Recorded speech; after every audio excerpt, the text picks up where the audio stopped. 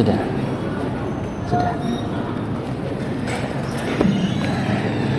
Bismillahirrahmanirrahim. Assalamualaikum warahmatullahi wabarakatuh.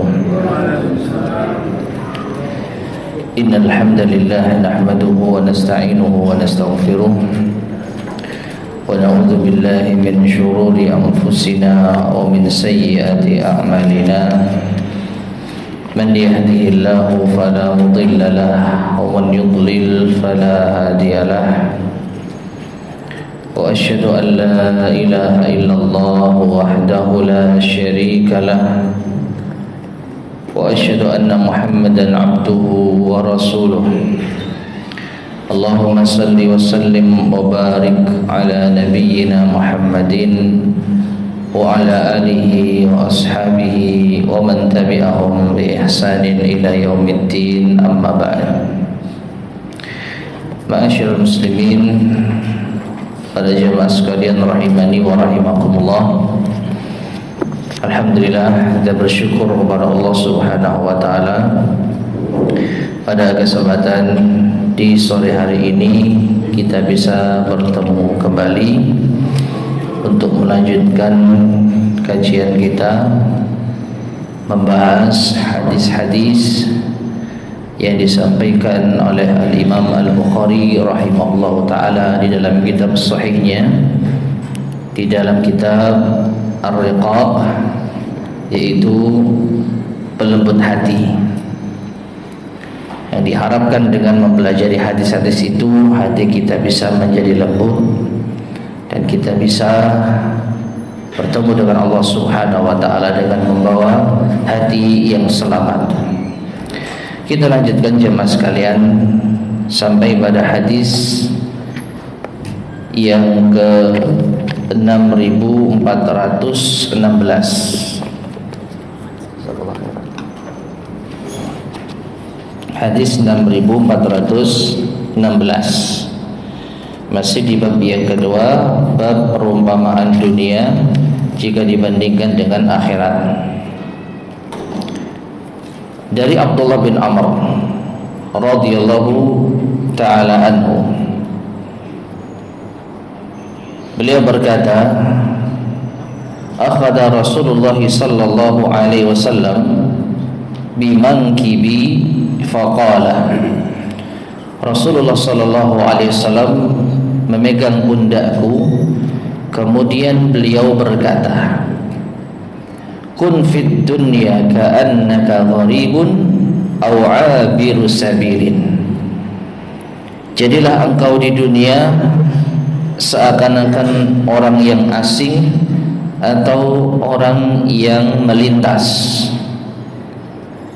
atau biasa diartikan juga dengan orang yang menyeberang jalan. Wa kana Ibnu Umar yaqul, kemudian Ibnu Umar berkata, idza amsayta fala tantadhiris sabah. Apabila engkau berada di sore hari, maka jangan engkau menunggu di pagi hari. Wa idza asbahta fala tantadhiril masa. Dan jika engkau berada di pagi hari, maka janganlah engkau menunggu di sore hari. Wa khudh min sihatika limaradik. Ambillah kesempatan di saat sehat sebelum engkau sakit.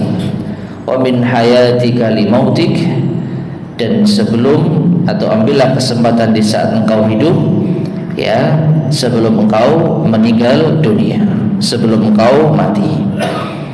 Taib, ma'asyar muslimin rahimani wa rahimakumullah. Ini di antara hadis yang cukup masyhur, ya, yang sering dibawakan oleh para ulama kita, yang tujuannya untuk melembutkan hati, khususnya untuk mengingat akhirat.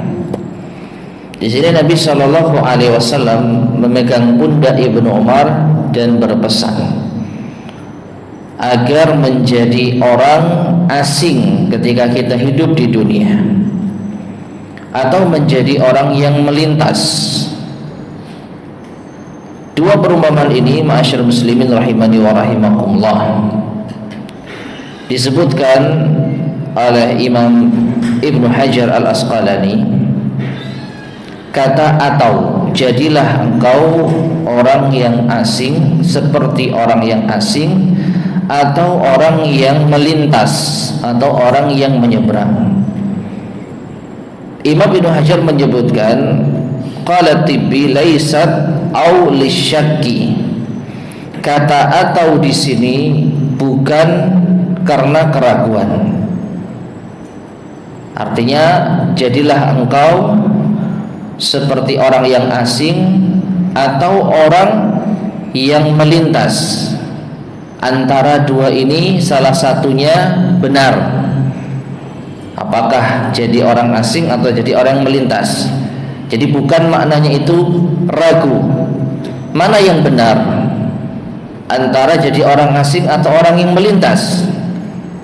Ya. Maka yang benar adalah kedua-duanya, littakhir wal ibahah. Yaitu boleh engkau itu menjadi seperti orang asing, atau juga lebih baik lagi kalau engkau seakan-akan menjadi orang yang sekedar melintas. Kemudian Ibnu Hajar menjelaskan, fashabbaha an-nasika as-salika bil gharib.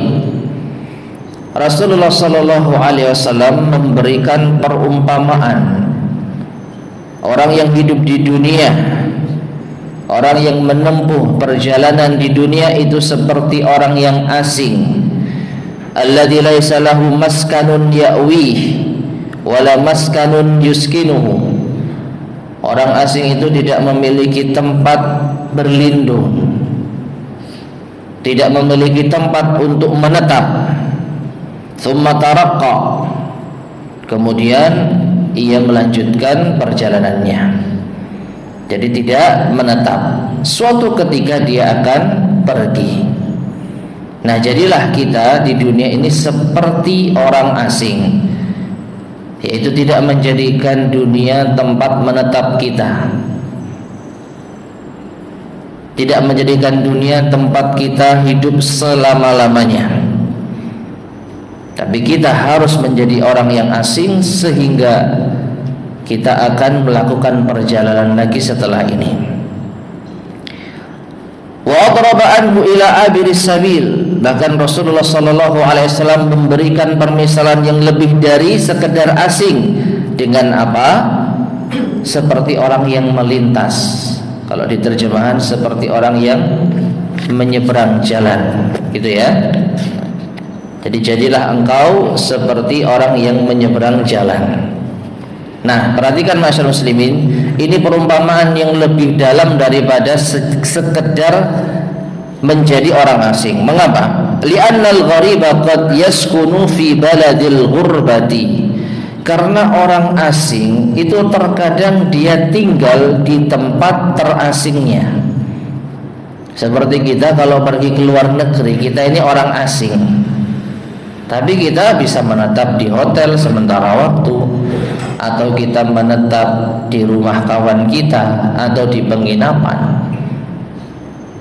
Meskipun kita tidak akan menetap selama-lamanya, tapi kita setidaknya masih ada tempat untuk tinggal sementara waktu. Itu siapa? Orang asing. Ya. Bi khilafi abiris sabil, berbeda dengan orang yang sekedar melintas. Atau kalau kita mengikuti terjemahan, orang yang menyeberang jalan. Al-qasidu atau al-qasidi li baladin syashi, yang dia akan melanjutkan perjalanan. Ya, kalau melintas itu ibaratnya kita hanya lewat saja. Kita dari Surabaya mau pergi kemana misalnya, mau pergi ke Jakarta, lalu kita singgah sebentar di kota Semarang misalnya, itu hanya melintas. Beda dengan orang asing. Kalau orang asing, kita sampai di Jakarta menjadi orang asing, tapi suatu ketika kita akan kembali. Kita menetap di sana beberapa waktu, kemudian kita akan kembali. Kalau melintas, itu hanya sekedar lewat. Jangankan menetap secara lama, menetap satu hari saja tidak.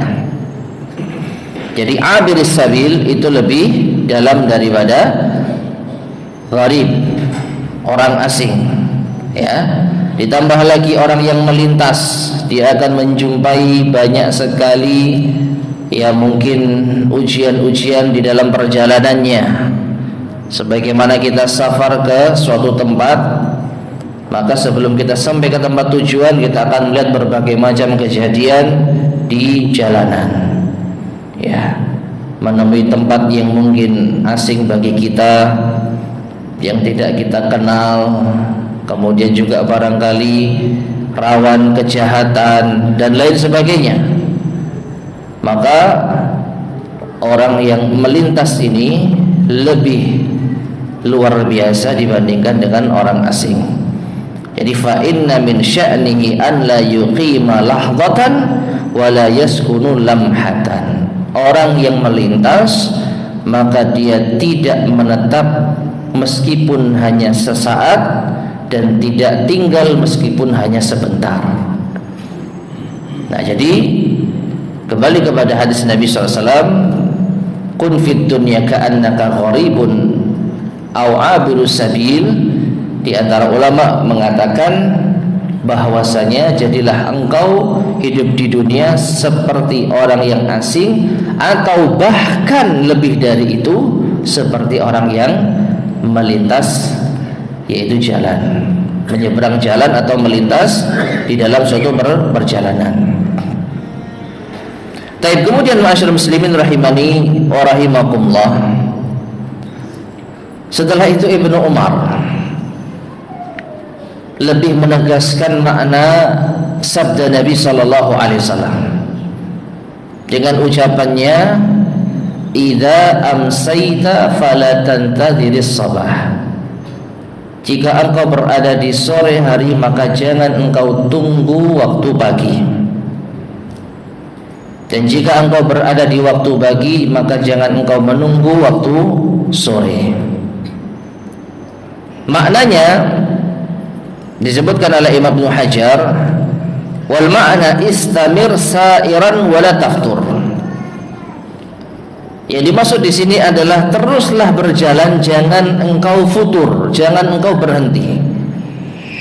Sebagaimana orang yang melintas, dia akan berusaha untuk segera melanjutkan perjalanannya. Kalaupun istirahat hanya sebentar saja, tidak lama-lama. Berbeda dengan orang asing. Orang asing tinggal di suatu tempat dalam jangka waktu tertentu. Meskipun demikian, ini lebih mending daripada orang yang menetap. Ya. Jadi orang yang paling bahaya di dalam kehidupan dunia kalau menjadikan dunia itu sebagai tempat menetap selama-lamanya, sehingga tidak ada pikiran untuk bergegas menuju akhirat, tidak mempersiapkan bekal ke alam akhirat. Karena apa? Merasa hidup itu selamanya di dunia.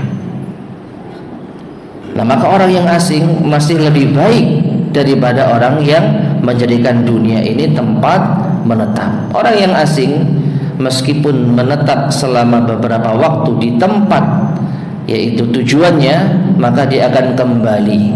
Suatu ketika dia akan kembali.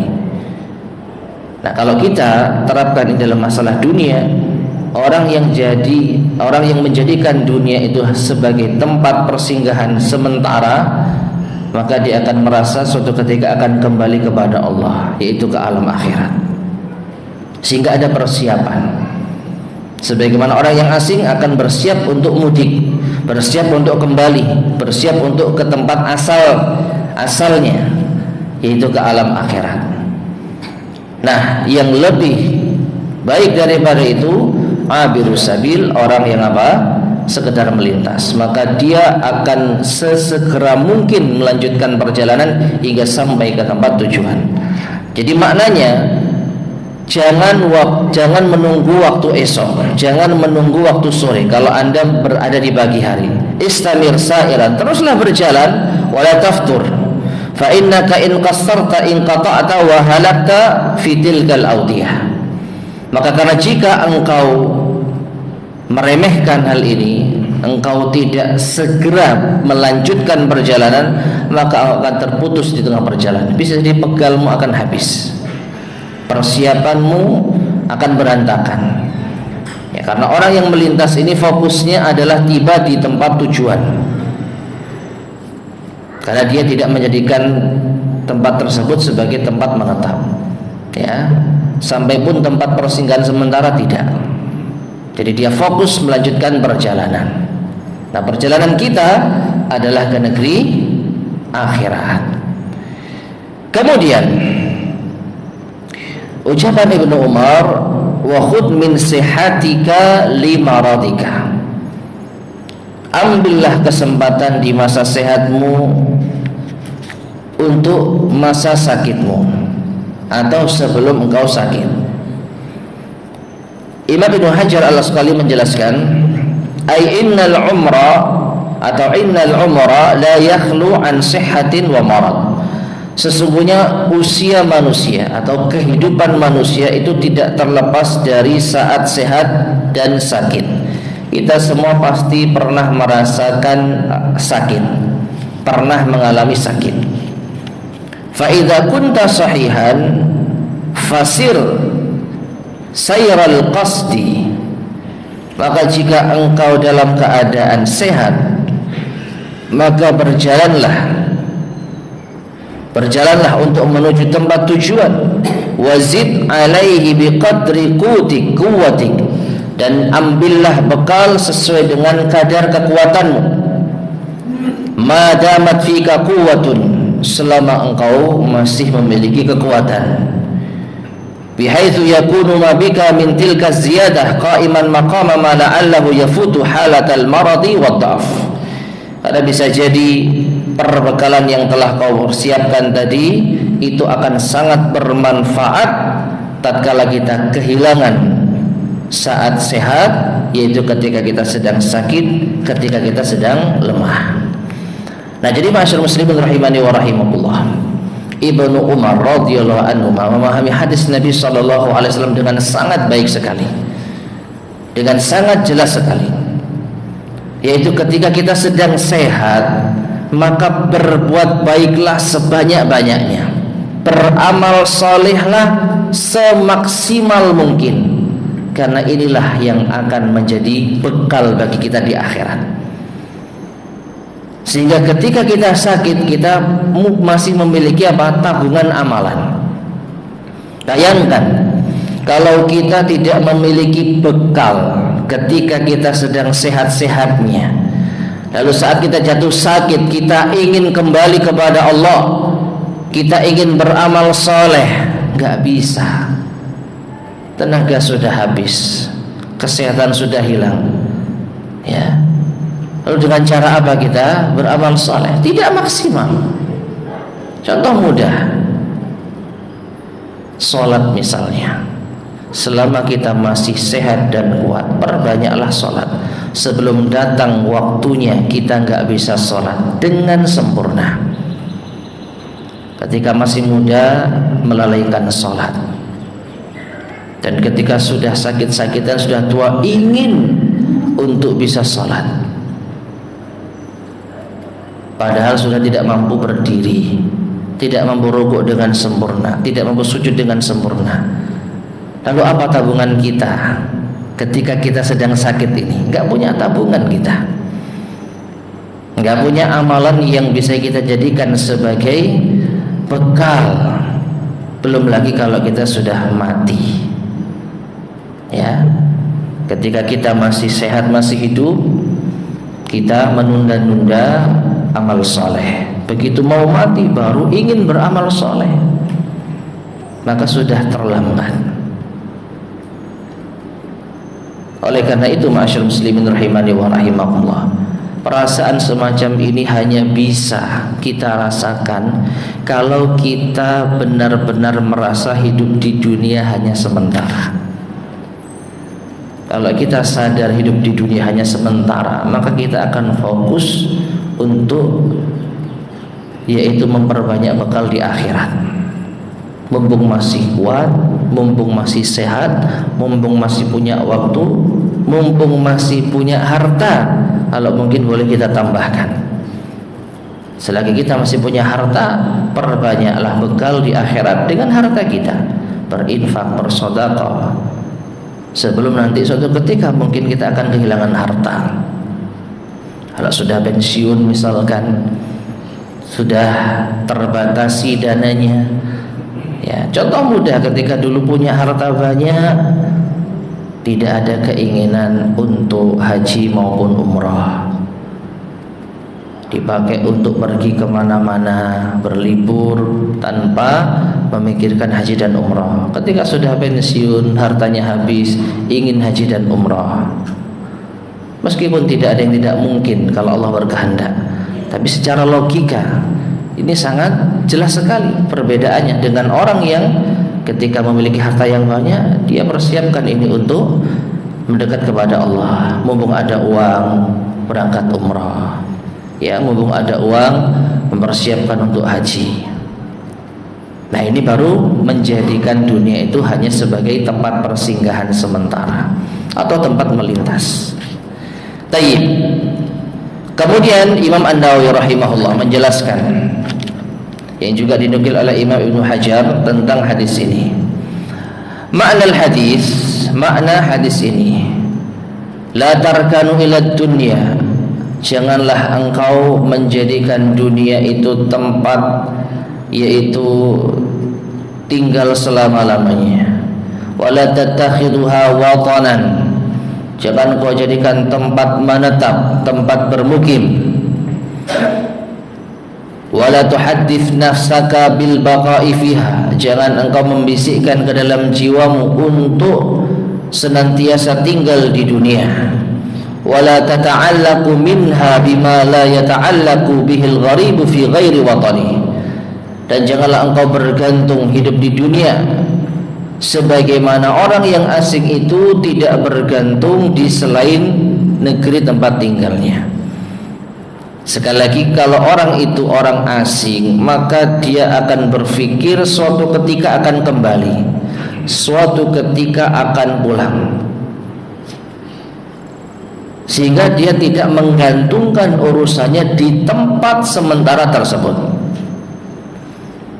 Ya, kita ambil contoh sederhana dalam urusan duniawi.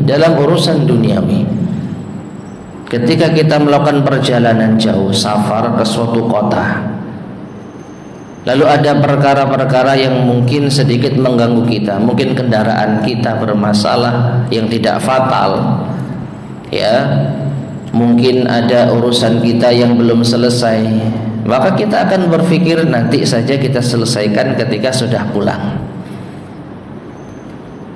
Ya, itu artinya kita tidak menjadikan tempat persinggahan sementara kita untuk menyelesaikan semua masalah.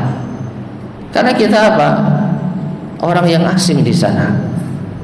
Belum lagi kesulitan mungkin cari bengkel langganan. Ini kalau kita berbicara kendaraan yang bermasalah tetapi tidak fatal. Karena kita bukan orang asli sana, kita tunda nanti ketika sudah pulang. Nah, coba kita jadikan ini,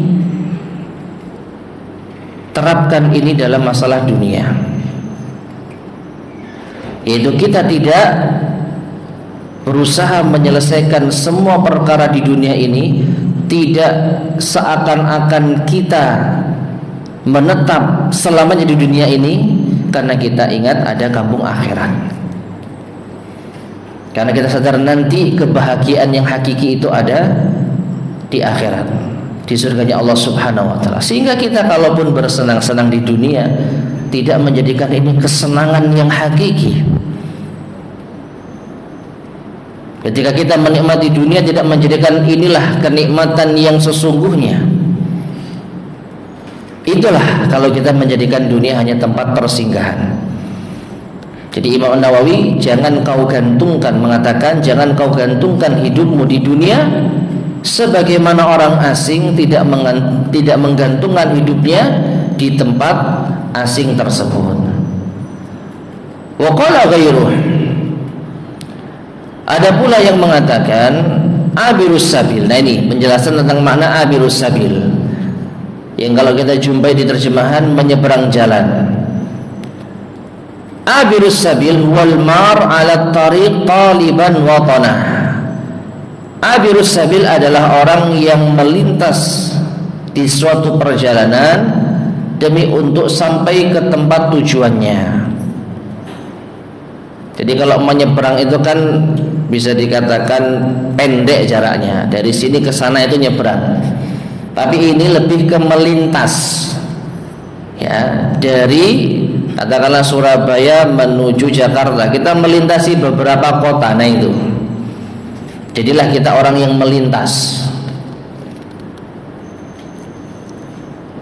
Nah, kemudian fal mar'u fid dunya, maka seorang manusia di dunia ka'abdin, hendaknya menjadi seperti seorang budak arsalahu sayyiduhu fi hajatin ila ghairi baladih, yang telah diutus tuannya dalam suatu keperluan di luar kota. Fasya'nuhu an yubadira bi fi'li ma ursila fi, maka budak seperti ini akan berusaha bergegas untuk menjalankan amanah untuk apa dia diutus. Tsumma ya'udu ila watani, kemudian dia kembali ke tempat asalnya. Wala yata'allaqu bi syai'in ghairi ma huwa fi, dan tidak bergantung dengan sesuatu kecuali hanya sekedar menyelesaikan urusannya. Ini perumpamaan dari para ulama yang lain lagi, ya. Jadi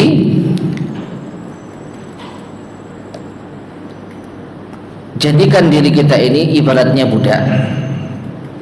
Dan memang pada hakikatnya kita ini adalah budak atau hambanya Allah Subhanahu wa ta'ala. Allah sementara yaitu menempatkan kita di dunia dalam jangka waktu yang tidak lama, dalam sebuah urusan yang tidak selamanya. Maka kita tuntaskan urusan kita. Apa? Selama di dunia kita diperintah untuk beribadah kepada Allah, kita diperintah untuk menjalankan perintahnya dan dilarang untuk menjalankan larangan-larangannya. Nah, itu yang kita kerjakan sampai pada akhirnya kita kembali kepada Allah lagi di alam akhirat. Sebagaimana budak tadi, dia diutus oleh tuannya dalam suatu keperluan di luar kota, maka dia akan segera menyelesaikan urusannya untuk bisa kembali kepada tuannya. Jadi kesimpulannya hanya mengerjakan seperlunya sesuai dengan tujuan utama dia diutus. Demikian pula manusia, kerjakan seperlunya di dunia ini. Apa yang menjadi keperluan kita? Makan, minum, kemudian juga mungkin menikah, sesuai dengan yang kita butuhkan. Makan sesuai dengan kebutuhan kita sehari semalam. Demikian pula kebutuhan kita memiliki keluarga agar tenang, sakinah. Setelah itu manfaatkan waktu kita di jalan kebaikan untuk mengejar akhirat. Nah, inilah cara yang paling tepat di dalam memperlakukan dunia. Bukan menjadikan dunia itu tempat kita bergantung, tempat kita menetap selama-lamanya. Kemudian tentang ucapan Ibnu Umar, manfaatkanlah masa sehatmu sebelum masa sakitmu, atau untuk masa sakitmu. Manfaatkanlah yaitu kehidupanmu sebelum engkau mati, untuk ketika engkau mati. Maka sebenarnya ungkapan ini terdapat hadis yang semakna dari Ibnu Abbas radhiyallahu anhuma secara marfu, artinya ini sampai kepada Rasulullah sallallahu alaihi wasallam, yang dikeluarkan oleh Imam Al-Hakim, bahwasanya Nabi sallallahu alaihi wasallam bersabda kepada seseorang dalam rangka menasihatinya, "Igtanim khamsan qabla khamsin." bergegaslah untuk melakukan 5 perkara, manfaatkanlah 5 keadaan sebelum engkau mendapatkan 5 keadaan. Apa itu? Syababaka qabla haramik, manfaatkan masa mudamu sebelum masa tuamu. Wasihatika qabla saqamik, manfaatkanlah masa sehatmu sebelum engkau sakit.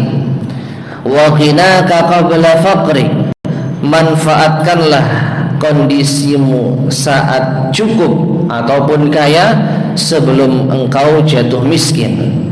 Wa faraghaka qabla syughlik, manfaatkanlah waktu luangmu sebelum engkau sibuk. Wa hayataka qabla mautik, manfaatkanlah ketika engkau masih hidup sebelum engkau mati. Jadi ini adalah hadis yang diriwayatkan oleh Imam Al-Hakim dari sahabat Abdullah bin Abbas dari Rasulullah sallallahu alaihi wasallam. Nah, masyaallah muslimin rahimani wa rahimakumullah, hadis ini lebih yaitu komplit dibandingkan dengan ungkapan Ibnu Umar tadi. Jadi Ibnu Umar hanya menyebutkan 4 perkara atau 2 perkara.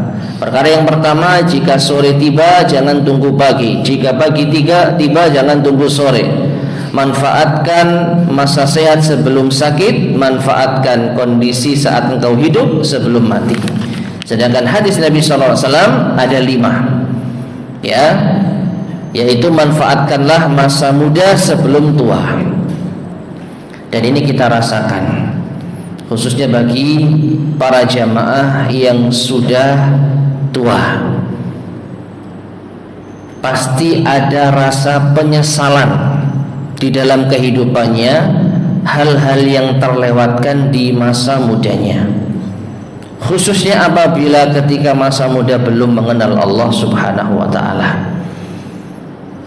Memang kita harus bersyukur kepada Allah masih diberikan kesempatan untuk meraih hidayah meskipun terlambat, meskipun dalam kondisi yang tidak ideal, ya. Tapi setidaknya kita bersyukur kepada Allah masih diberikan kesempatan menggapai hidayah. Hanya saja pasti menyisakan rasa penyesalan, kenapa enggak dari dulu, ketika masih muda, masih sehat, masih bisa banyak melakukan amal soleh, sholat masih kuat lama, puasa masih bisa sering, ya, mengerjakan ibadah, amal soleh bisa semaksimal mungkin. Nah, ini pelajaran bagi yang masih muda. Lihatlah orang tua kita yang mereka sudah merasakan 2 fase kehidupan. Pernah muda, kita belum pernah tua. Jadinya kita ini sok-sokan, ya. Jadi kita merasa ya kita ini masih bebas. Nanti kalau kita jadi orang tua, kita akan merasa ya ini kayak saya dulu misalkan nih, ya. Coba kita berpikir sebelum kita menjadi orang tua yang banyak menyesali kondisi-kondisi mudanya, kita apa bahasa kita gaskan di masa muda, ya. Nah, kemudian yang kedua adalah ketika sehat sebelum sakit. Ini sebagaimana ungkapan Ibnu Umar tadi, mumpung masih sehat perbanyaklah amal soleh semaksimal mungkin. Nanti kalau sudah sakit kita akan menyesal, ya. Ketika masih sehat nggak pernah ke masjid misalnya, begitu sakit ingin ke masjid susah,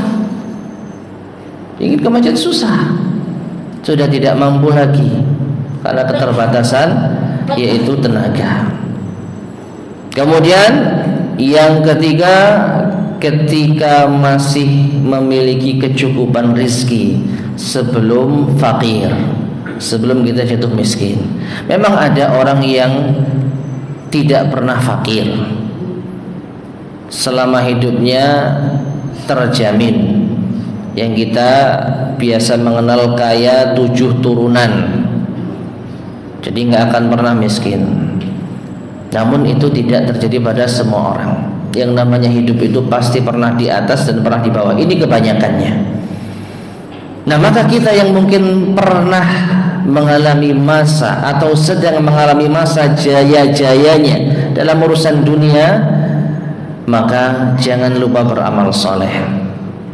Kalau kita tidak bisa memaksimalkan amal soleh dengan tenaga kita, dengan pikiran kita, setidaknya kita manfaatkan harta kita, titipkan harta kita di jalan-jalan yang baik.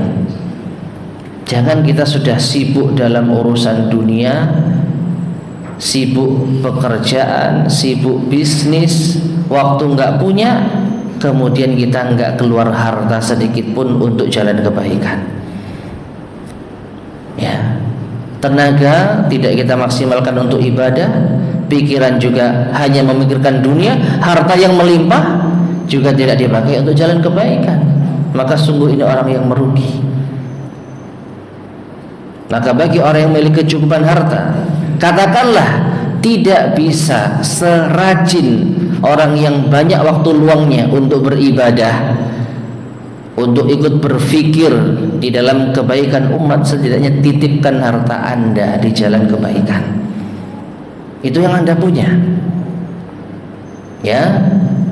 Dan bukankah kita mengetahui hadis Nabi SAW, amalan yang tidak akan terputus meskipun seseorang sudah meninggal dunia? Ada 3. Apa saja?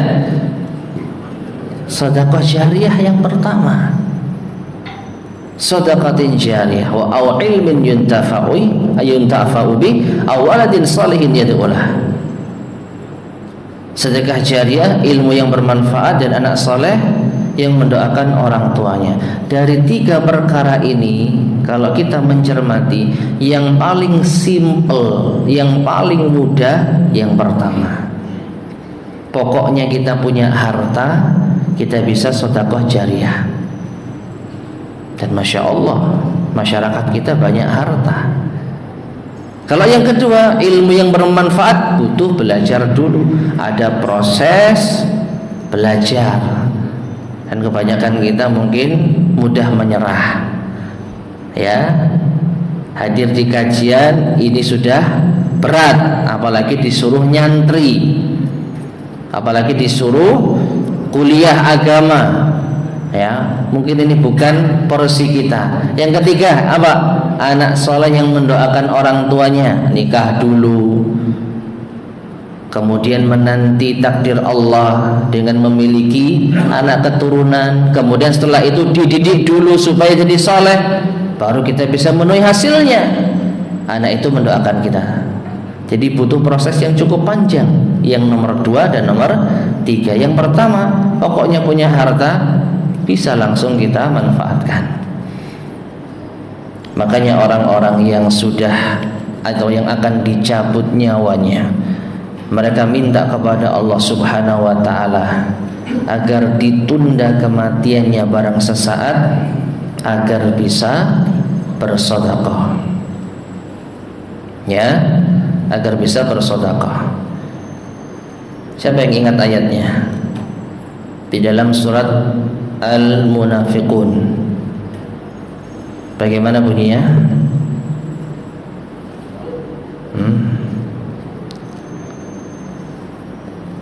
La'alli a'malu salihan. Bukan. Surat Al-Munafiqun.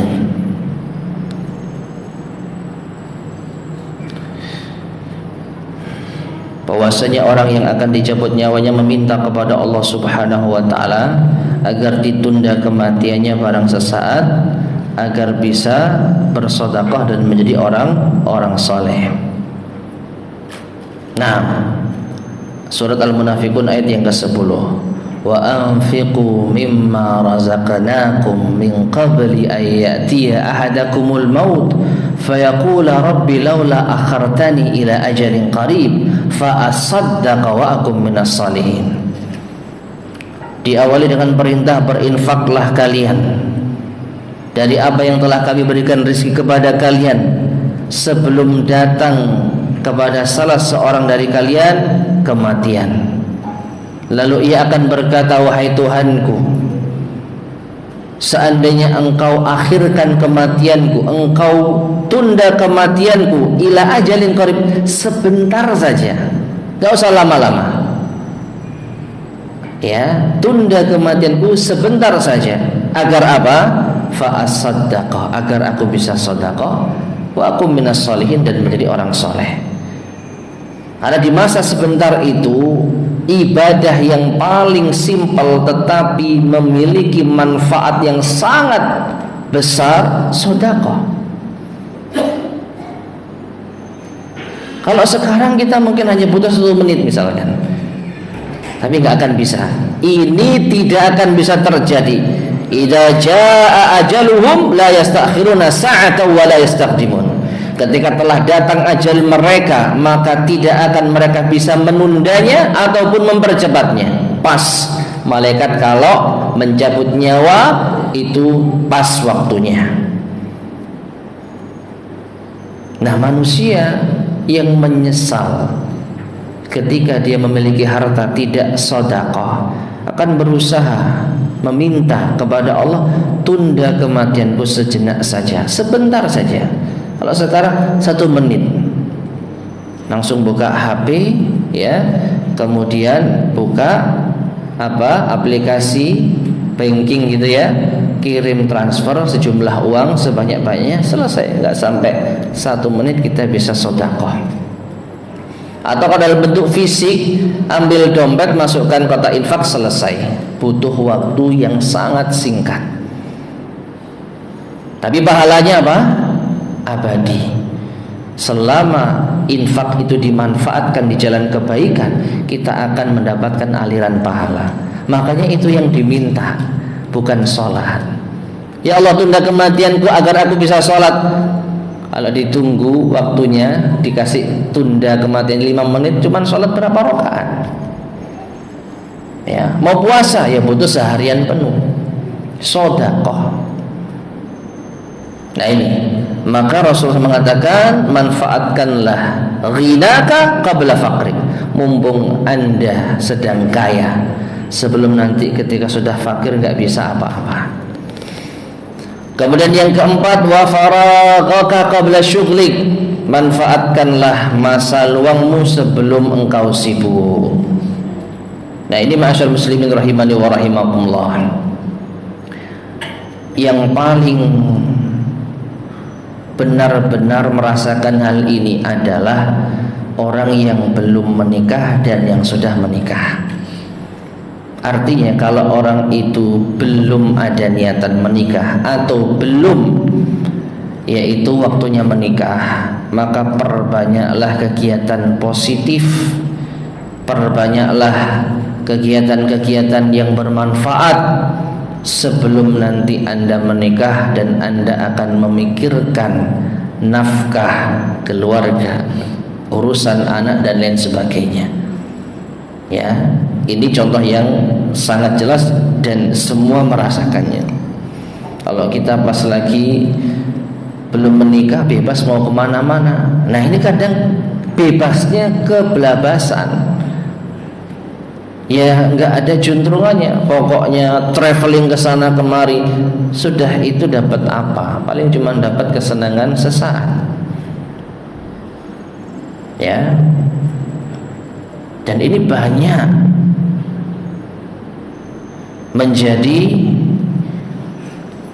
pikiran anak-anak muda kita.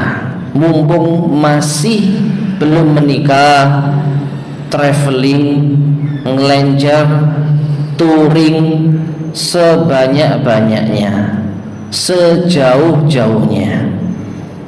Alasannya simpel, nanti kalau udah nikah, faham dia, kalau udah nikah dia akan sibuk dengan urusan rumah tangga, kewajiban nafkah.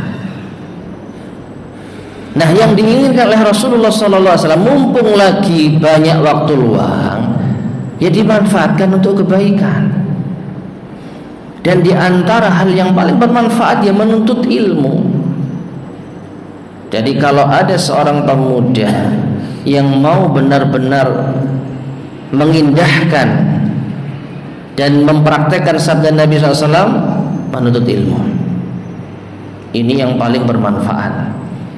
Mumpung Anda punya waktu, mumpung Anda masih memiliki akal yang segar, bisa memahami maka belajar. Nanti ketika Anda sudah menikah, Anda bisa mengajar, Anda bisa menyampaikan ilmu kepada istri, kepada anak, kepada masyarakat. Nah, itu memanfaatkan apa? Waktu luang sebelum sibuk. Dan yang terakhir, memanfaatkan saat hidup sebelum kita mati. Baik.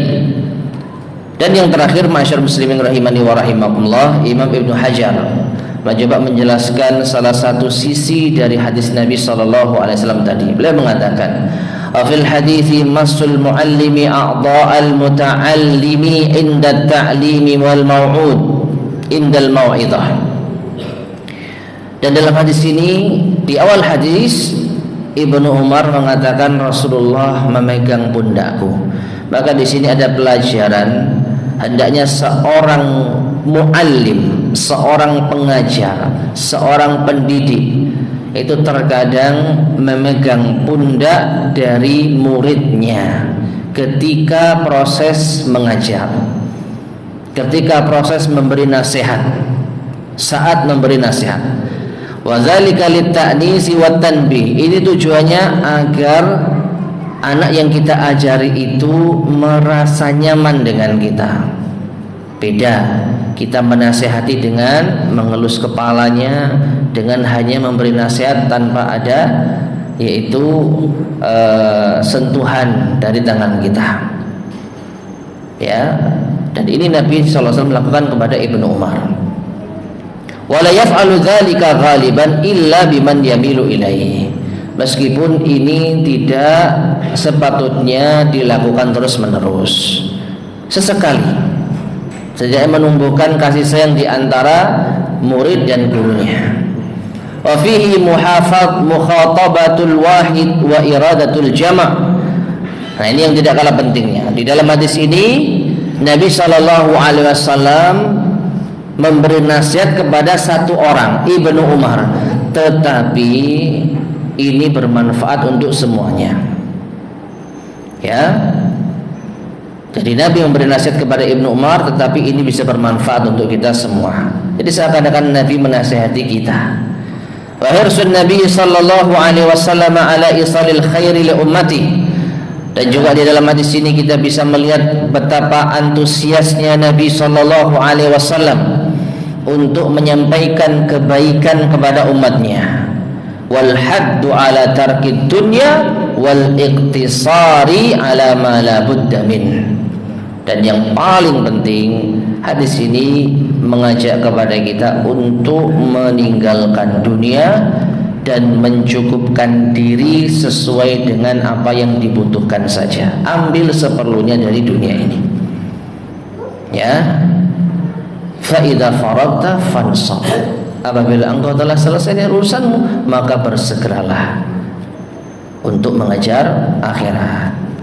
Taib, ma'asyar muslimin rahimani wa rahimakumullah. Itulah akhir penjelasan dari hadis ke 6416. Sekarang kita masuk pada bab berikutnya, yaitu babun fil amali wa tulihi, panjang angan-angan atau cita-cita. Taib, sebelum Imam Al-Bukhari membawakan hadis berikutnya, yaitu hadis ke-6417, sebenarnya Imam Al-Bukhari membawakan firman Allah Subhanahu wa ta'ala. Ya. Wa qaulillahi ta'ala, Allah ta'ala berfirman, faman zuhziha 'anil nari wa udkhilal jannata faqad faz wa mal hayatud dunya illa mata'ul ghurur. Zarhum ya'kuluna wa ya'kulu wa yatamatta'u wa yulhihimul amal fasawfa ya'lamun. Yang artinya, maka barang siapa yang diselamatkan dari neraka dan dimasukkan ke dalam surga, maka sungguh ia telah meraih kesuksesan. Dan tidak lain kehidupan dunia adalah perhiasan yang menipu. Ya. Kemudian juga firman Allah Subhanahu wa taala, "Dzarhum ya'kulu wa yatamatta'u." Biarkanlah orang-orang kafir itu makan dan bersenang-senang. Wa yulhihimul amal, dan dilalaikan dengan amal.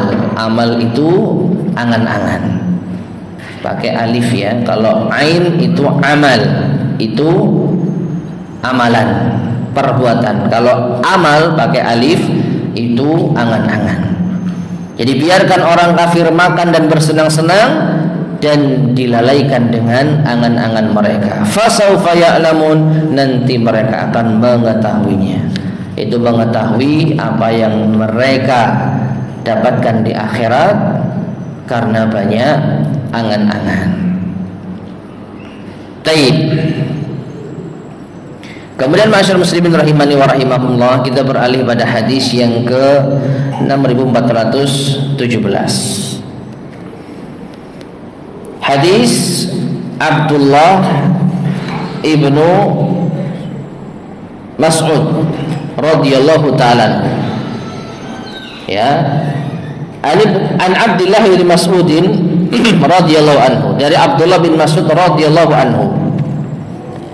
Qala, ia berkata, khattan Nabi sallallahu alaihi wasallam khattan murabba'an.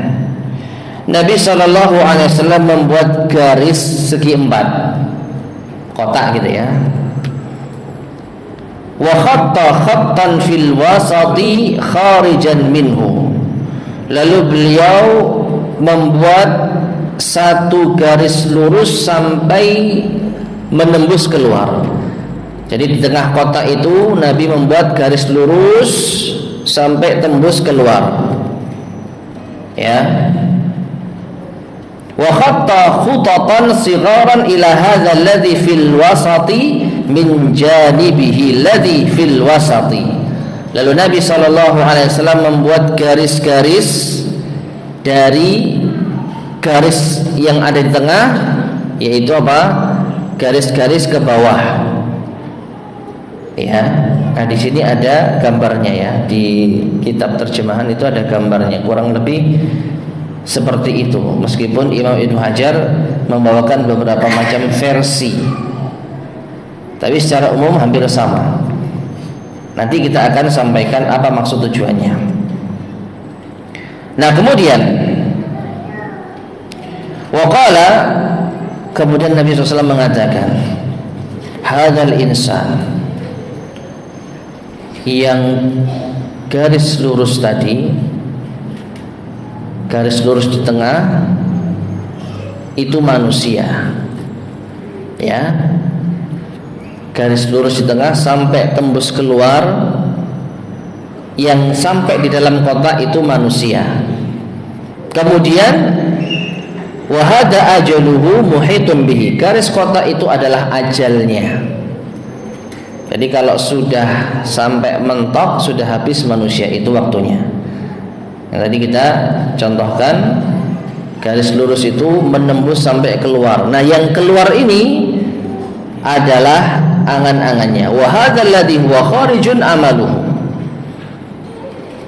Ya, garis yang di luar kotak itu adalah amalnya, yaitu angan-angannya. Wa hadhil khutatus sighar al-a'rad, sedangkan garis yang di bawah itu adalah rintangan-rintangannya. Fa in akhta'u hadza nahashahu hadza, wa in akhta'ahu hadza nahashahu hadza. Kalau sekiranya terhindar dari rintangan ini, maka rintangan berikutnya akan menanti. Kalau rintangan berikutnya itu sudah dilewati, maka rintangan berikutnya itu akan menanti. Taib ma'asyar muslimin rahimani wa rahimakumullah. Sebisanya ya, kalau yang tidak punya kitab, ini kebetulan kitab saya agak besar ini ya. Nah ini ya. Jadi manusia itu dari sini sampai sini, ini dia lahir, kemudian mentok sampai sini. Ya. Manusia berada di dalam 4 kotak ini, nggak bisa keluar karena inilah batas usianya. Nah angan-angan ini adalah garis yang panjang dan ini nggak terbatas sampai jauh. Nah yang bawah ini adalah rintangan kehidupan. Jadi manusia itu akan berjalan semenjak lahirnya sampai kotak pojok itu ajalnya. Nah, artinya apa? Ma'asyal muslimin rahimani wa rahimakumullah. Pelajaran pentingnya adalah manusia itu selalu punya garis tembus ini. Dan ini angan-angannya. Dia berpikiran bahwasanya dia akan melakukan banyak hal sampai mungkin ya terus. Tapi ternyata umurnya cuma 1 kotak ini. Ini karena supaya menyingkat tinta saja, cuma sasret. Padahal yang benar harusnya kehidupannya dari sini sampai sini, angan-angannya sampai ini. Wih, 1 kilo nang gunung. Banyak angan-angannya. Jadi yang dilalui oleh manusia itu hidup penuh rintangan. Rintangan yang satu udah lewat, ada lagi rintangan berikutnya, ada lagi rintangan berikutnya. Meskipun demikian, dia punya banyak sekali angan-angan, banyak sekali harapan-harapan, tidak terbatas. Padahal usianya ini hanya 1 kotak. Begitu mentap di sini, nyawanya dicabut, sudah nggak ada lagi rintangan kehidupan. Ya, dan angan-angannya tidak akan terjadi. Nah, ini masyarakat muslimin rahimani wa rahimakumullah. Kesimpulannya, Nabi SAW memberikan gambaran kepada kita, ini loh manusia, dan ini terjadi pada kita. Kita ini punya planning banyak. Nanti kalau sudah ini saya mau ini, target kehidupan ini, kemudian itu, kemudian ini, kemudian itu. Banyak sekali. Padahal usia kita hanya 1 kotak tadi. Ya, sedangkan rencana kehidupan kita mungkin nggak terhitung. Maka kita menghadapi rintangan demi rintangan dengan banyak angan-angan, ini menjadikan kita lupa pada fokus utama. Kalau kita terlalu banyak angan-angan, kita lupa pada fokus utama kita hidup di dunia, yaitu sebagai bekal ke negeri akhirat. Baik. Maka di dalam hadis ini Imam Ibnu Hajar memberikan sedikit penjelasan. Wa fil hadithi isyaratun ilal haddi ala qasril amali wal isti'dadi li bughtatil ajali. Maka di dalam hadis ini terdapat isyarat anjuran untuk mempersingkat atau untuk memendekkan angan-angan. Kalau memang benar-benar manusia bisa seperti ini sudah top. Ya, dia punya kehidupan lebih panjang daripada amal angan-angannya. Kalau orang punya hidup seperti ini sudah bagus. Hidupnya sampai sini ya panjang, angan-angannya cuma sedikit yang enggak tercapai. Tapi kebanyakan manusia justru sebaliknya. Ya, hidupnya segini, angan-angannya sampai jauh. Nah, seperti itu. Jadi anjuran untuk tidak terlalu banyak angan-angan. Angan-angan itu apa sih? Ya, impian, harapan, rencana. Ya. Apa yang diinginkan, target kehidupan. Nah, itulah angan-angan. Nah, anjuran untuk mempersingkat atau mempersedikit angan-angan wal isti'dad, dan mempersiapkan li bughtatil ajal, modal untuk mati. Nah, itu yang harus. Dan ini berbanding atau berlawanan jamaah sekalian. Artinya, orang kalau angan-angannya panjang seperti tadi, maka persiapan akhirnya dipastikan minim. Karena yang namanya angan-angan itu akan senantiasa diupayakan untuk terwujud. Jadi dia fokus untuk menyelesaikan apa yang dia harapkan, rencana kehidupan kata kita. Tapi kalau angan-angannya semakin sedikit, dia akan bisa memaksimalkan hidupnya untuk akhirat. Jadi ini berbanding terbalik. Orang yang panjang angan-angan, maka niscaya persiapan akhiratnya minim. Dan sebaliknya, orang yang tidak terlalu panjang angan-angan, insya Allah persiapan akhiratnya lebih banyak. Insya Allah persiapan akhiratnya lebih banyak. Karena dengan memperpendek angan-angan, otomatis yang akan dikerjakan yang berkaitan dengan akhirat. Karena apa kehidupan manusia? Kalau enggak untuk dunia, ya untuk akhirat. Kalau untuk dunia berarti dia akan memikirkan rencana kehidupannya. Target dunia yang ini belum tercapai, kemudian sudah punya rencana yang itu, rencana yang itu. Ya. Nah, semakin banyak dan panjang angan-angan, semakin sedikit persiapan akhiratnya. Dan sebaliknya, semakin pendek angan-angan kita, semakin banyak persiapan akhiratnya. Baik. Kemudian kita lanjutkan satu hadis lagi di bab yang keempat ini ya, yaitu hadis Anas bin Malik radhiyallahu anhu. Persis hadisnya. Dari Anas bin Malik radhiyallahu anhu, ia berkata, "Khattan Nabi sallallahu alaihi wasallam khututan." Nabi sallallahu alaihi wasallam menggaris, yaitu sebuah garis, yaitu segi empat tadi, dan mengatakan, "Hadzal amalu wa hadza ajaluh." Fa bainama huwa kadzalika ijja'ahul khattul aqrab. Nabi SAW mengatakan, ini adalah ajal manusia, dan ini adalah angan-angan manusia. Dan ketika manusia berangan-angan, ternyata dia sudah lebih dekat kepada batas ajalnya. Jadi kalau kita boleh praktekkan di dalam hadis yang 6418, ini adalah ajal manusia dan ini angan-angannya.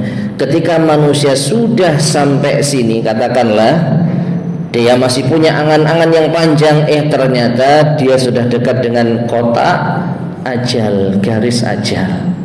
Dan ini banyak terjadi.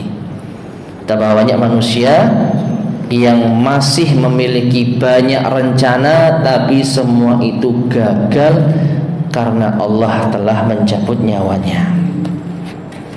Nah, pertanyaannya, lalu untuk apa angan-angan yang kita rencanakan kalau ternyata usia kita sudah habis?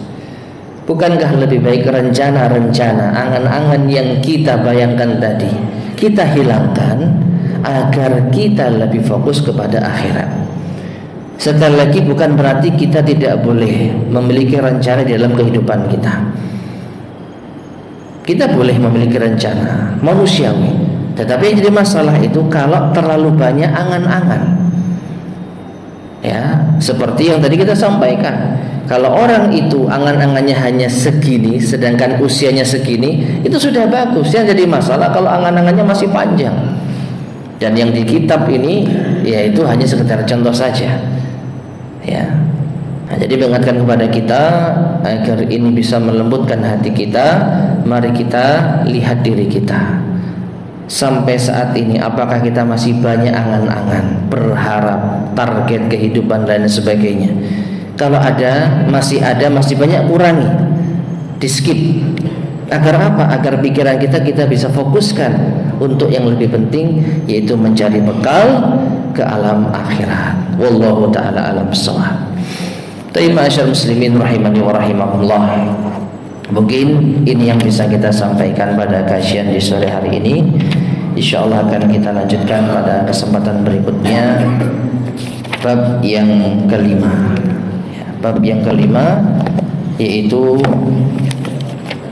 barang siapa yang usianya mencapai 60 tahun berarti sudah maksimal di dalam mendapatkan uzur. Ustaz. Oke, silakan. Tentang anak-anak, mungkin perlu didefinisikan dulu apa anak-anak. Karena dalam konteks pemahaman saya, angan-angan itu bisa dimaknai positif, bisa dimaknai negatif. Artinya apa?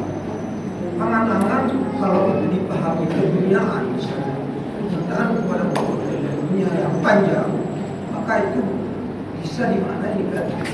Tetapi kalau kita berangan-angan untuk hidup baik di akhirat, maka itu juga harus panjang juga angan-angannya. Oh ya. Makanya perlu didefinisikan dulu makna angan-angan itu apa, sehingga kita tidak diskusi dalam memahami angan-angan. Ya, baik. Ini yaitu pertanyaan yang menarik ya. Baik, di awal pembahasan bab ini Tadi kita sempat menyinggung Imam Al-Bukhari membawakan dalil. Di kitab tidak disebutkan ayatnya. Ya. Itu di dalam surat Al-Hijr ayat yang ketiga. Surat Al-Hijr ayat yang ketiga. Allah berfirman, "Dzarhum ya'kulu wa yatamatta'u wa yulhihimul amal. Fasawfa ya'lamun." Yang artinya biarkanlah mereka orang-orang kafir di dunia ini. Mereka makan dan bersenang-senang dan dilalaikan oleh angan-angan kosong mereka. Kelak mereka akan mengetahui akibat dari perbuatannya. Maka dari sini insya Allah sudah terbatasi di dalam ayat ini yang mungkin tadi saya lupa untuk menyampaikan. Angan-angan yang dimaksud di sini yang jangan banyak angan-angan adalah dalam urusan duniawi. Kalau itu urusan akhirat bukan angan-angan. Ya. Allah tidak menyebutkan amal, al-amal dalam konteks akhirat di dalam Al-Qur'an. Selalu ketika menyebutkan tentang al-amal itu konteksnya dunia seperti ayat ini. Biarkan mereka makan, bersenang-senang. Ini urusan apa? Dunia. Sehingga mereka dilalaikan dengan angan-angan duniawi. Ya mungkin ya, kalau kita boleh memberikan contoh, apa yang belum saya makan ini ya, punya planning. Makanan A, makanan B, makanan C, makanan D. Pokoknya target dalam setahun kuliner 100 menu. Misalkan.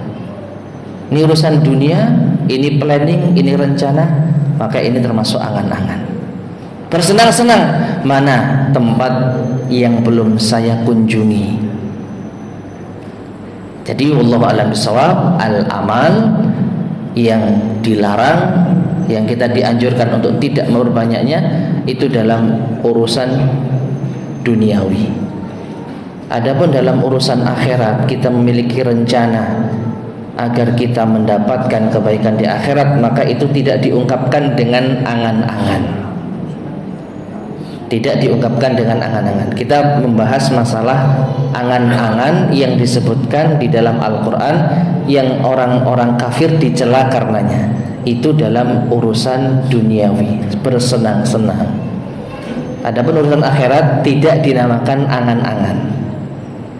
Ya. Nah begini Ustaz, artinya tadi kan Ustaz nanya angan-angan itu apa? Jawablah sama jamaah.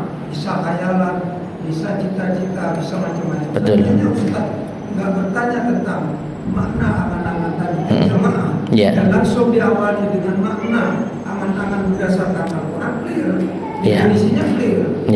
Tetapi ketika ditanyakan tentang angan-angan, maka definisinya menjadi dispute. Dia bisa bermakna positif, dia bisa bermakna negatif. Ketika bermakna negatif, maka cita-cita panjang tentang duniawi. Tapi ketika bermakna positif, maka cita-cita juga harus panjang tentang akhirat. Angan-angan nggak boleh pendek, angan-angan harus untuk akhirat. Betul. Ya, jadi tadi mungkin saya ada kesalahan ketika menjadikan ini bias. Ya, menjadikan ini bias.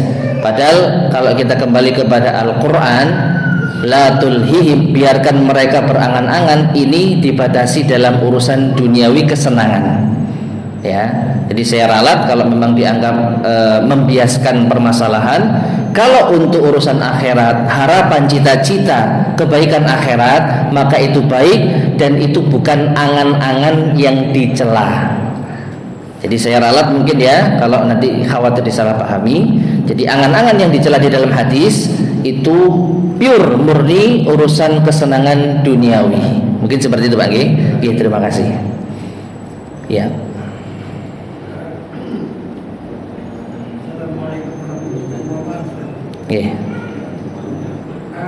Bagaimana kita istiqomah menjaga amal? Istiqomah menjaga amal. Ya, bagaimana cara kita istiqomah menjaga amal? Maka tentu kita butuh pertolongan dari Allah Subhanahu wa taala. Rasulullah SAW bersabda, "Ihris ala ma yanfa'uka wasta'in billah wa la ta'jiz."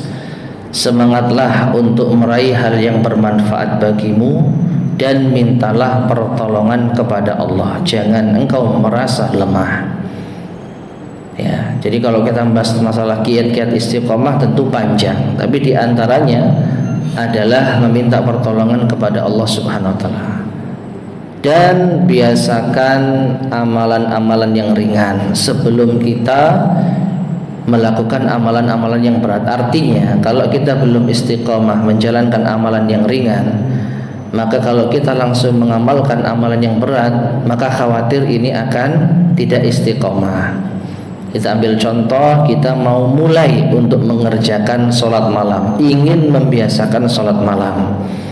Kalau kita paksakan langsung harus 11 rakaat, dalam artian kita ini belum pernah sama sekali, katakanlah. Kalau udah terbiasa, alhamdulillah. Ya, bolehlah kita mencoba sesekali, apalagi di bulan Ramadan ini latihan. Nah, setelah itu baru kita coba untuk istiqomah.